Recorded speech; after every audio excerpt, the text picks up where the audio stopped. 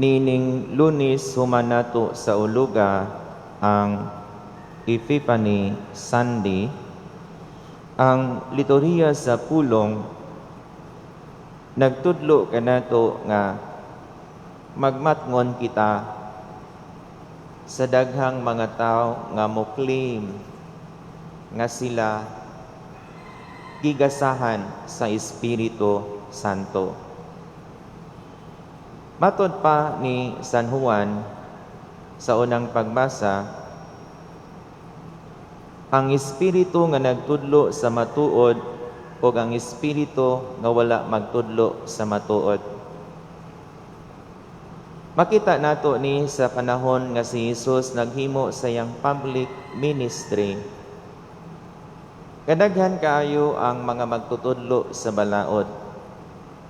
Apan, sumala pa ni Jesus kining mga tawhana nagdugang hinuon o kargo sa mga sumusunod kanila, kay bisan gani usa ka tudlo sa ilang kamot dili man nila gamiton aron pagpagaan sa mga gipas-an sa ilang sumusunod. Ni sila mismo mao'y moharang aron dili makasulod sa gingharian sa langit ang ilang mga sumusunod. Matod pa ni Jesus, mga tigpakaron ingnon. Nga sa ato pa, kadtong mga tawhana sa panahon ni Jesus, ana agyapon sa atong panahon karon. Mao na nga maila ang Espiritu nga anaa sa maong tao pinaagi sa iyang mga buhat. Dili lamang pinaagi sa iyang pulong. Kung magisgot ta o gigasahan sa Espiritu Santo, si Juan nga magbubunyag. Si Juan nga magbubunyag labaw sa tanang mga propita. Apan niabot sa punto sa iyang kinabuhi sa pagsangyaw niya isip propita sa Dios nga ginakop siya og gibalanggo. Kay gusto siyang pahilumon ni Herodes tungod kay gilansisa naman si Herodes sa iyang pagpunay og badlong nga dili maayo nga makigpuyo siya sa asawa sa iyang isuon.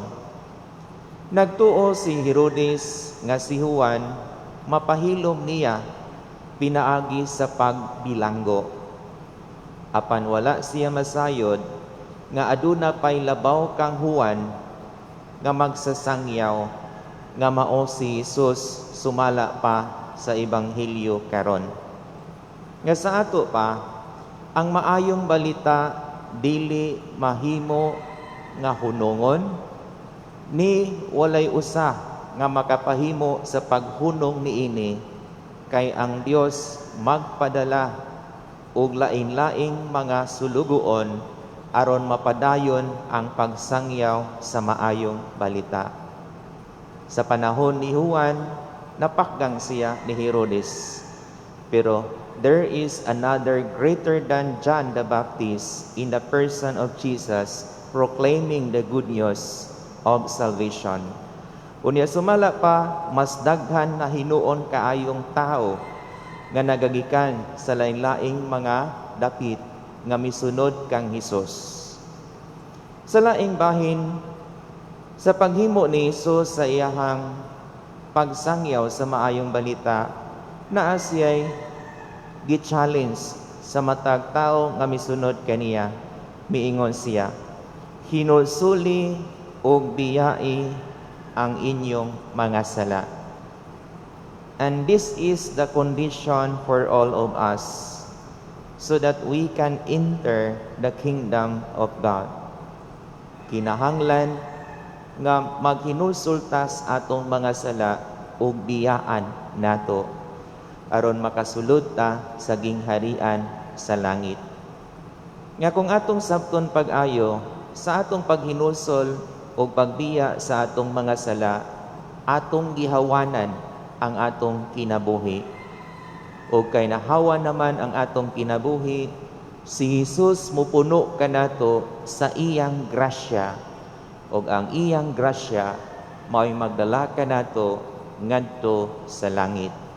Manindog palihog.